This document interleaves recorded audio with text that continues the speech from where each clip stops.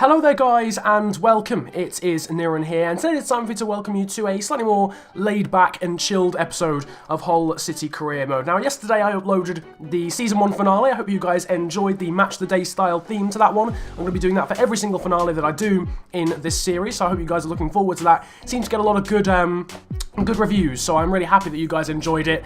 Thank you ever so much for the support on that and all the kind words. Today we're just going to be doing a little bit of a review of Season 1, taking a look back at the season, how players have done. We'll look at some transfer targets a little bit later on. I'll be asking you guys for players for me to sign, and just generally looking at stats, how the season's gone. First thing that I want to go over is difficulty.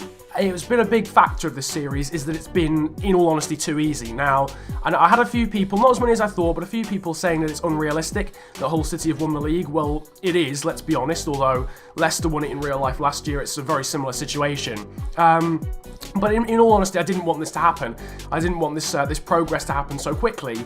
But there's not much I can do. For some reason, Legendary AI this year just seems to suit my playstyle to the point where I find it actually, it's just really easy. We have been running sliders this season, but it's still not really helped. I will make them more extreme for next year. For Season 2, and we'll have maybe 20 shot error for the AI, but I don't want to make it too unrealistic in that sense where the AI are just scoring from every single shot they have. So that is something that I'm concerned about, but we'll see how it goes. I will make the sliders more difficult for next season. We'll just have to see how we do in the Champions League. So that's the difficulty stuff done, just reassuring you guys that I am trying to make it more difficult. I'm not just sort of bumbling along and allowing it to be really simple. The next thing I want to talk about is the player of the season. I did a little poll at the end of the finale episode that gave you guys the chance to vote for your player of the entire season, and you guys chose Vincent Kozielo as your player of the season, which, to be honest with you, I'm not massively surprised about. I knew it would be basically between him and Abel Hernandez. Marvin Stefaniak, Curtis Davies and Moses Odubajo were also in the vote, but Vincent Kozielo, in his first year for the club, has won the player of the season. So we're just going to have a little look then at the players as well and see how they've done. I just want to talk about how I feel they've done, because sometimes when you condense things into highlights, it's very difficult to see who's actually done really well. Obviously, we've got Johan Cardinal. He's our first-team goalkeeper. We obviously had two first-team goalkeepers throughout the season. First of all, David Marshall, now Johan Cardinal. Cardinal's been pretty solid, to be honest with you. Growth of +2 to 77. We signed him from Nice. He's done a good job when required. Linus Valkvist, we bought him for £1.2 million. We could probably sell him for about 6 or 7 now at this point, to be honest with you.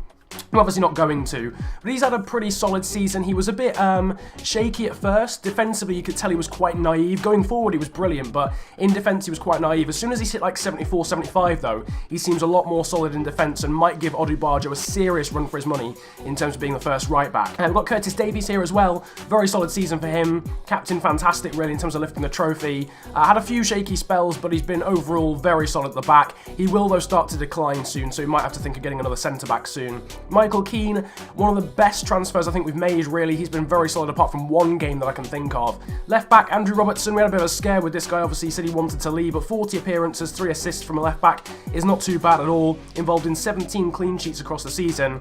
And yeah, he's been a very good player for us. Definitely the best Hull original player in the entire squad, I would say.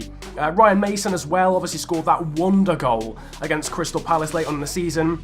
And didn't really feel as if he was going to be someone who featured very much at all throughout the season, but actually he's been very solid. A lot of assists in a fairly small amount of, first sort of team starts. Onyinye Ndidi, 77, gone up by 5. His growth this season has been utterly ridiculous. He's already doubled in value from when we signed him at £3.5 million from Genk. One thing I am really impressed about is the transfers that we made in this series. Vincent Kozielo is now 82 rated. Again, worth a massive amount more than he was, and obviously the player of the season for this year. Robert Snodgrass, one player that I've been not disappointed with, but probably expected a little bit more from in terms of being a Hull original. I haven't seen too much of him, been out sort of shadowed really by Bailey and Stefaniak. We've got Will Keane here as well, hasn't featured too much, but his growth is alright for a 24-year-old. Leon Bailey, brought him from Genk again, value is ridiculous in comparison to where it started at. He's been very, very good this season, and he looks as if he's going to be an absolute worldie of a player, especially into Season 2. Jerry Saint-Just, obviously only brought him in recently as a swap deal for Dawson. When he has played in either centre-back or centre-mid, he's looked very solid, and to be honest with you, he looks like a very decent centre-mid. Harold Preciado, this has been an interesting one. Technically, we only bought him for £1 million, plus Mbakani, who we weren't really ever going to use. he's been very on and off is one way of putting it. He'll have an episode which is incredible, and then he'll go anonymous and just out of the radar for another 6 afterwards. So Jake Hesketh's done a very good job coming in on loan from Southampton when Koziela was tired and whatnot, because we only had one attacking mid when Marcus Henriksen went back from his loan. Honourable mention as well actually for Marcus Henriksen. He was very good when he was at the club. We'll try and get him in permanently for season 2. Harry Maguire, 73, got up by 1. Decent season for him as well as backup. Hasn't played as much as I thought he had actually, but he has been relatively solid when he has played. Moses Odubajo, this guy, wow, he's been mega.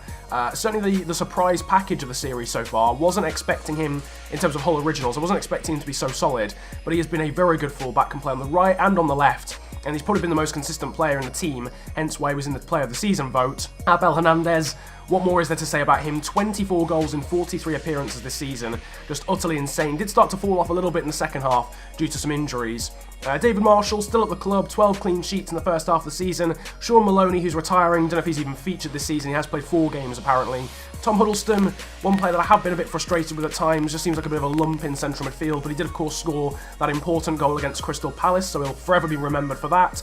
Josh Tymon, one of the younger players at Hull, and has grown pretty well actually. I don't know about starting to train him maybe, because he might actually be useful as a backup left back in future. And then we've got some of the less noticeable younger players in the squad. Jared Bowen, Johan ter Horst, Max Clark, and then obviously Marvin Stefaniak, who's gone up by 7 since joining from Dynamo Dresden, from 68 to 75, and what a player he has been. There's nothing more to say. He's been absolutely insane. His attacking prowess and the way he goes forward and just is so positive all the time is actually insane. Jake Livermore has been injured at the end of the season, but has really contributed quite a lot. He'll be definitely featuring again in season 2. Diamande hasn't really had a chance to feature all that much, but when he has played, he's actually been not too bad, to be honest with you.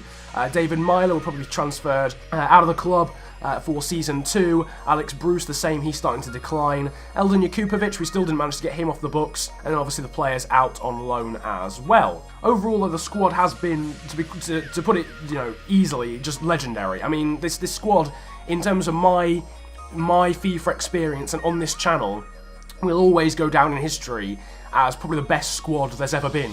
Looking at objectives, we have actually managed to recover quite well. We were in trouble at one stage. We're now on 82 as a manager popularity rating. Completing the Youth Academy 1, finishing the season with a profit margin of 85 mil. We did manage to do that through prize money, which I'll show you in a second. And of course we passed the Premier League objective in terms of finishing position with flying colours, really. Finances wise, we're sat on a profit of £101 million despite our relatively big spending, I suppose, in the transfer window in comparison to what the board were expecting. Budget-wise, we're not looking too healthy, and that's because I actually bought in 2 new scouts. It was looking very apparent that we weren't going to pass the objective in terms of having 17 mil left over in terms of transfer budget, so I just decided to spend some money on some new scouts. And those scouts are here. You've already seen Mackinnon. I'll show you the Youth Academy in a second, which I am planning to use much more extensively in season 2. We've got 2 scouts though, Dominic Morgan of England and Stanislav Kravchuk of Russia. We're going to send them out to places right now. Just whilst I talk about this, I am planning to do a decent amount of scouting actually in the second season, just because I want to have some Youth Academy players coming up. The only reason we didn't do it in the first season was because of the situation regarding money and being a bit afraid to spend too much. Now that we're not really in danger of losing our job, we shouldn't be anyway. I feel as if it's an okay time to start doing this. So we're sending our scouts out to various places. We've got scouts out in England and in Scotland and now in Northern Ireland as well. The reason for looking at the home nations is because, as someone brought up to my attention halfway through season 1, we haven't really signed many young English players, so I want to have still a core of home nations players because we have tended to buy players from abroad. So having looked at the scouts, it's now time to have a little look at the Youth Academy. It's not too full because, as I mentioned, we've only started doing Youth Academy scouting very recently. But we have got 4 very decent looking players.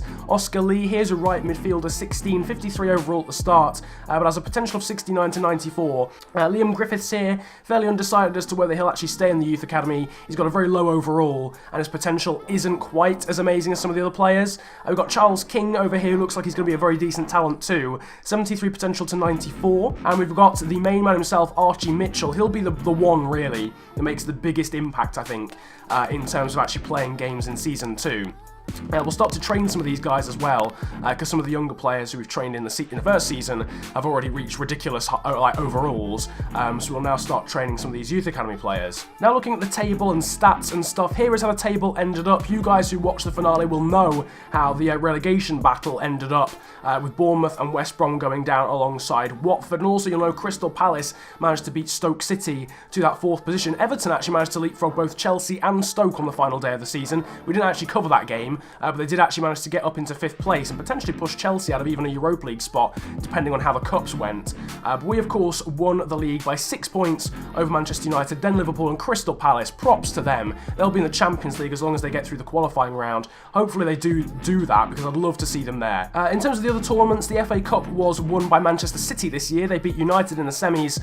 They beat Arsenal 2-1 at Wembley. The EFL Cup was actually won by West Ham United. They beat Manchester United on penalties 5-4 in the final. The Champions Cup will be held between Bayern Munich and Napoli, and once I've simmed forward, I'll be able to put a little annotation on the screen to tell you who actually won that game. And in terms of the Europa League, we've actually already had that one. It was actually Olympic Lyon who beat Schalke 2-1 in the final. Quick check of the news, and you can see that unsurprisingly, our win of the English Premier League has seen a massive surge in club valuation for Hull City. In terms of stats for the season, unsurprisingly, top scorer in the EPL was Abel Hernandez with 19 goals, despite not scoring in, I don't think, the last 3 episodes of the season. Gylfi Sigurdsson was second, weirdly, for Swansea. In fact, the next 5 were all midfielders. In fact, even 6, I suppose you could count Bakary Sakho, until you get to Romelu Lukaku there in 8th, which is quite weird.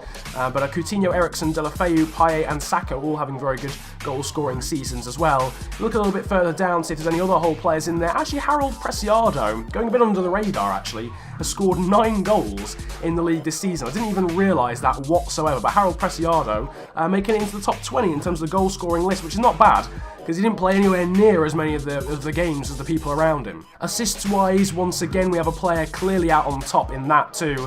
Vincent Cosiello on 14, followed by Coutinho on 10, and then it's back to Eriksen, who's only got half the amount of assists as Vincent Cosiello. Abel Hernandez there with 5, Leon Bailey as well with 5, and we'll see if there's anyone else on the list. Yeah, Jake Livermore down at the bottom there as well on 4. In terms of clean sheets, though, we haven't actually got some on top of that because they're split between 2 goalkeepers. You can see David Marshall there positioning 6th, and Johan Cardinal positioning 12th. It was Loris Karius, though, of Liverpool, who got the most clean sheets in the season, closely followed by Steve Mondonda of Crystal Palace. Just whilst we're simming forward, you guys will now be able to see the Hall of Fame in the background. I realise it's something that you guys potentially haven't seen for quite a while, and you guys will be able to see who's the top scorer for the team so far, who's got the most clean sheets, assists, all of that good stuff as well, because I realise I haven't shown it for about 2 or 3 episodes, so you guys can check that out. Final thing, though, that I want to talk to you guys about really is well, it's transfer targets, to be quite honest with you. I'm pretty open, really, to anything, but one thing I do want is a lot of signings like we had for season number 1.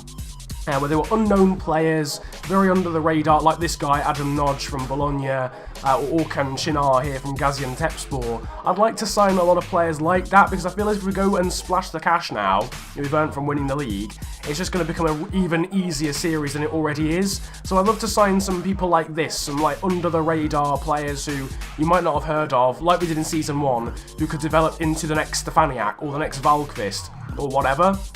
So if you could let me know some players in the comments section that you'd like me to sign. Basically any position, really, to be quite honest with you. I'll filter out the ones I feel as if I need the most, but just let me know as many players as you want. You can give me a list of like 20 if you want, I'll filter through them. But I think the main players that we need in terms of position are probably a winger, a central midfielder like a CDM or a CM, not an attacking mid, we don't need another attacking mid, or potentially a centre-back, because I think Curtis Davies is going to start declining pretty soon. So if you guys could let me know players, they could be on the shortlist. I'm just scrolling through the shortlist right now. There could be players on the shortlist that you think, oh, okay, they actually look quite good, you should sign them, and I'll go ahead and try and sign them. Thumb up each other's comments as well, so I know which are the most popular ones too, and we'll see. But also make sure to remember that we're getting Paul George and Tep as well on a pre-contract agreement. He'll be arriving pretty shortly from Stade Rennais. Also, just in terms of player contracts expiring, I'm going to allow them all to expire.